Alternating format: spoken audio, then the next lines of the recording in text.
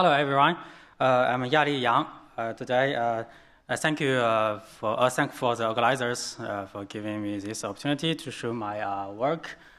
And the collaborator of this work is Dr. Hongjun Xiang from Fudan University, Dr. Hoge from Nothenburg, and Dr. Laurent Blesch from University of Arkansas, and Dr. Wei Ren from Shanghai University.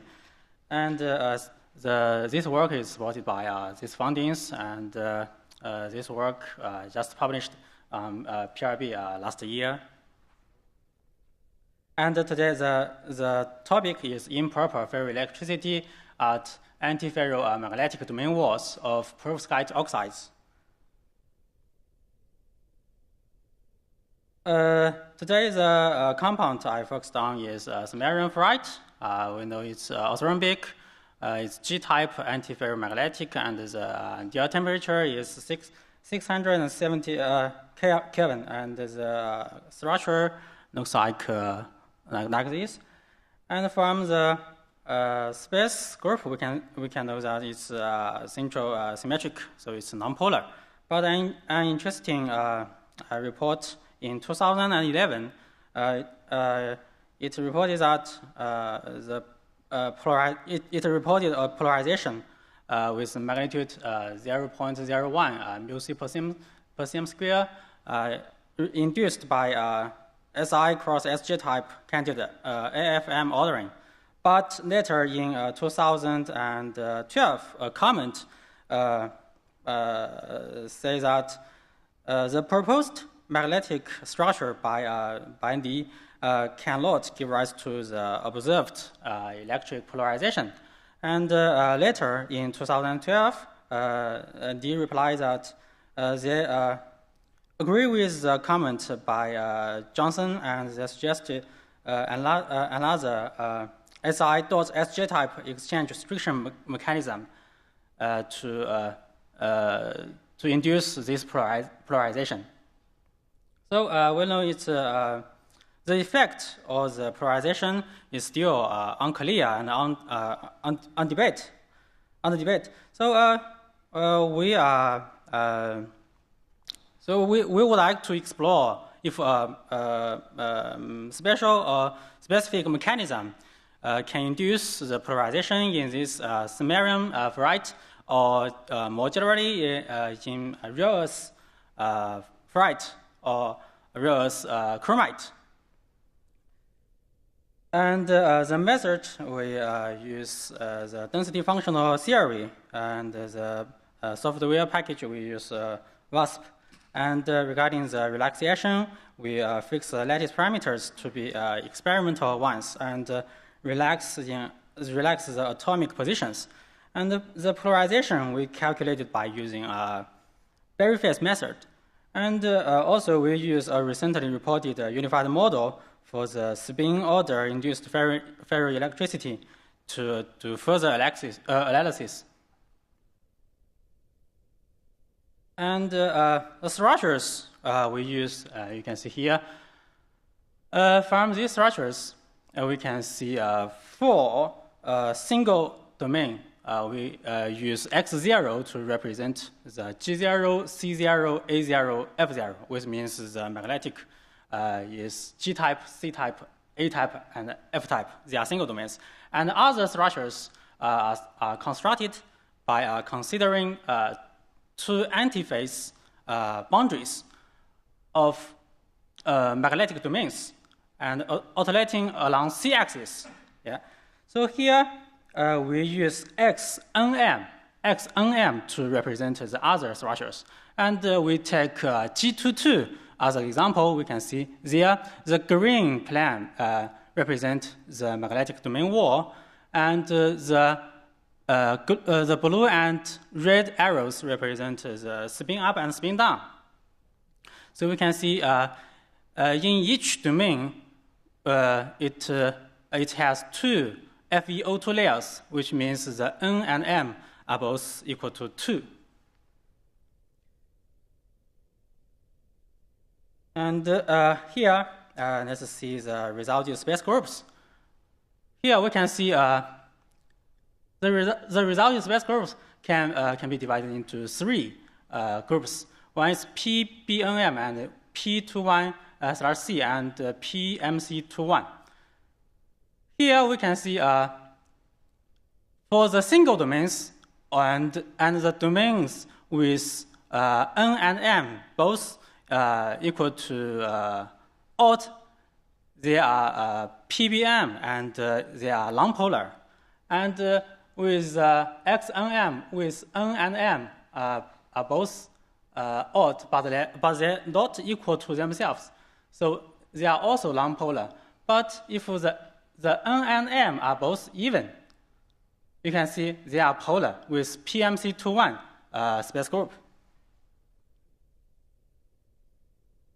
And we can see the magnitude of these polarizations. So we can see in agreement with the last slide, when the N and M are both even, we can see the polarization with this color bar. And if the N and M are both odd, there will be low polarization. And we can see if we do a summation of this N and M, with increasing the summation of N and M, the polarization will decrease. Yes. So this four figure correspond to G-type, C-type, A-type, and F-type magnetic domains. So we can get a small conclusion here. The P equal to 0 when there is no domain walls. That means the single domain, and with the N and M to be odd for the XNM structures. And there will be polarization when the N and M to be even, and the polarization will along the B axis. So we further do the displacement of these structures. Here we take G33 and G44 as an example. When we analyze the displacement, we find along A and C axis, all the atoms can have displacement, but the late displacement will be 0 if we look entire this superlattice. Here, if we look along the B-axis, the displacement of oxygen ions located as the domain walls will have larger displacement than the other ions. So we first look at this G33. We can see the displacement of ions, of oxygen ions located as two domain walls, then move opposite to each other. So finally, there will be cancel. So there will be low polarization in this G33 structure. But if we look at this G44 structure, the displacement of the oxygen ions then move together to the B-axis, which will result in a late polar along the -B direction. And this is in agreement with our DFT calculation that this G44 structure has a polarization along -B direction. Yes, and we can see the space group of the G33 is PBNM and non-polar, but the space group for this G44 is PCA21. It's polar. Yes. Okay. And as we said, we use the recently reported unified model for the spin order-induced ferroelectricity to further analyze this mechanism or the origin of this polarization. And this model based on the symmetric exchange friction mechanism, the SI.SJ, if we do a summation of the polarization, we can get the equation like this. And we do the summation in the entire superlattice, we can get the polarization in the form of this, the pxnm equal to 8b slash the volume. When the n and m to be even and the polarization along b-axis. And with the n and m to be odd, there will be no polarization. And we do further calculation, we can get the values of these polarizations. These polarizations can in rather good agreement with DFT calculations. So further, we considered another structure called G22 prime. This is a sister structure of the G22. We can see the difference between these two structures is just shifting the domain wall along C-axis. Yes. And using DFT calculation, we can see the energies for total energies for these two structures are the same. And also they have the same magnitude of the polarization and with the opposite direction of the polarizations. And using the unified model analysis, we can also get that the polarization for this G22 is minus 0.064 μc per cm square. But for this G22 prime, the polarization is 0.064 μc per cm square. So we can see they are the opposite to each other, but with the same magnitude. Yes. So we can get a conclusion that the polarization can be reversed by shifting domain walls along C-axis.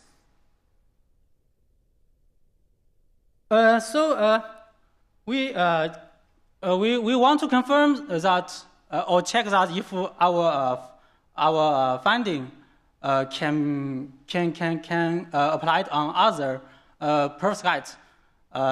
So we checked the bismuth ferrite and real earth ferrite and real earth chromite, and we can see for the Nm to be both even, it will be polar. But with the single domain, or with N and M are both odd, they will be nonpolar.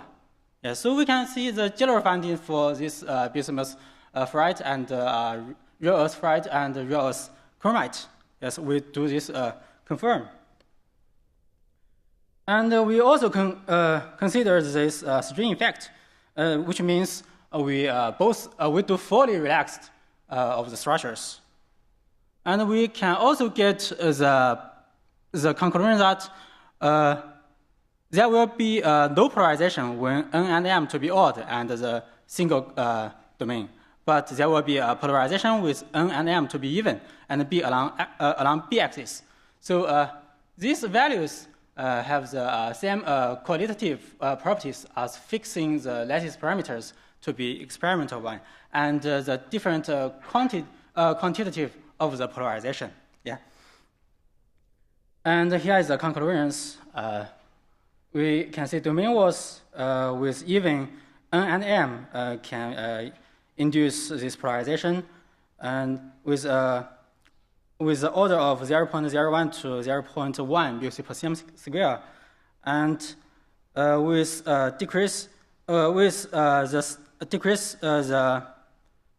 increasing the sum of N and M, the polarization will decrease. And the improper polarization is related to the motions of the oxygen ions as the domain walls. And the unified model for this spin order induced ferroelectricity demonstrates the polarization arises from symmetric magnetic exchange mechanism due to the magnetic domain walls. And we also determine the quantitative effect of relaxing the lattice vectors on properties of these magnetic multi-domains, and the qualitative effects are the same. Thank you.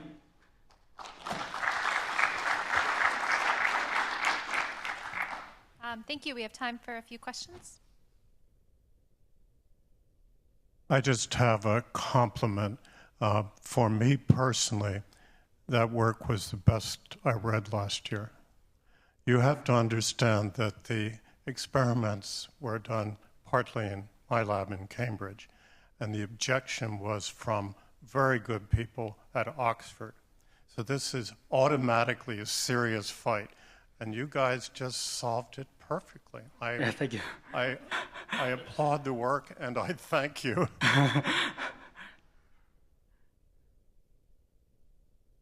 Any other questions or comments on that note? I had one quick question, actually. I was a little bit confused at the part where you mentioned about reversing the polarization. I don't know if you could just comment on that quite again. Yeah. Here we shift the domain walls along the z-axis. If we shift it, we will get the polarization reversed. Okay. Yes. And the layers of the Fe2, the number, we shift by 1 layer. Okay. Yeah, or 3 layer. Yes, it will be reversed. Okay. Yes. Okay. Thank you. Yes, thank you. All right. Well, we'll invite the next speaker to come on